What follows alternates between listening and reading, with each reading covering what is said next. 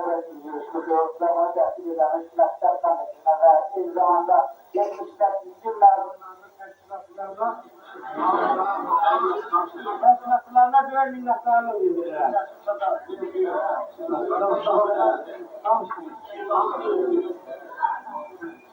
Ve biz 78. yıl bu orta məktəb qurtaranda Mikail İlhan'ın adını daşıyırdılar.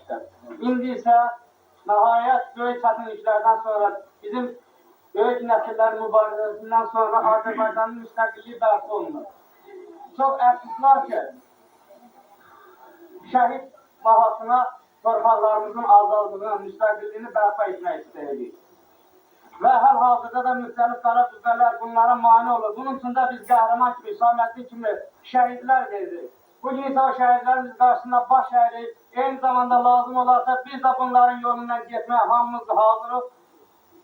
Və məktəbimizin elə gözəl müəllimləri var ki, necə bizi nəsiyyət edirlər, necə bizə yol göstərirlər. Elədən də gənc nəslə yol göstərib, onları vətən uğrunda, vətənpərvərlik uğrunda mübarizə hazır olmağı və düşmənin başını kəsməyə hazır olmağı öyrətməlidirlər. Və mənim son sözüm budur ki, hansı ki Azərəli Məmmədov təqdim etmişdir və eyni zamanda 78. yıl buraxılışının xatirə hədiyyəti məndə məktəbə təqdim edirəm.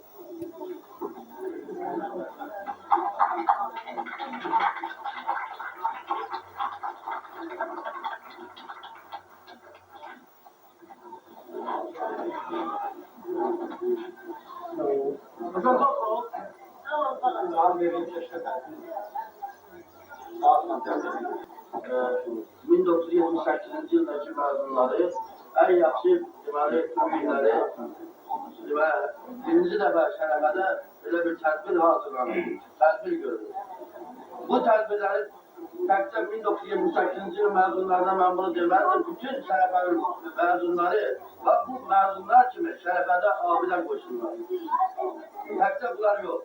Bundan sonra gələnlər də, bundan qabaqçılar da və bu məzunlara mən öz adımdan və ərazi və Masallar İcra Hakimiyyəti adından minnətdarlığımızı bildiririk ki, belə nəzərlə oğullarımız belə bu məktəbin getirmələri bu günləri şəhid Hüsaməddin Xəlilova deməli şərəfənin gələcəyində onun adlı olan küçə ki açılıb, o küçə deməli Hüsaməddin Xəlilova adlı küçədir və o küçənin minarəsinə başlanğıcına deməli Hüsaməddin Xəlilovun memuarının adını qoyublar, zəhmət çəkilər, əziyyət çəkilər.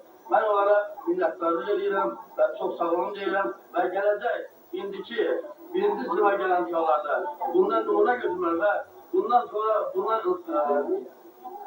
sonraki məzunlara da deməli şərəfədə belə memuarların açılmasına, küçülməsinə, qurulmasına və eləməsinə öz arzunu bildirir. Çox sağ olun, var olun və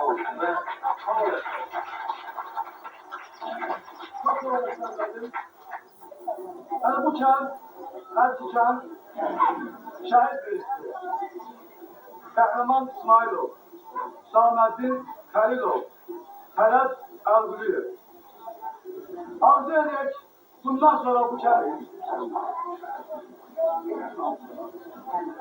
şahit verməsin. Düzdür, torpaq uğrunda ölen varsa vətəndir. Bu həqiqətdir. Qoy bizim qələbələrimiz riskli olmasın. Qoy bizim qələbələrimiz sevinçli olsun, əziz olsun. Və indi danışmaq üçün sözü mən Zümrüd müəllimə verəcəm. Əziz yardımlar, hoş geldiniz, sefa geldiniz. Allah sağlık, selamet versin. Bütün millet için.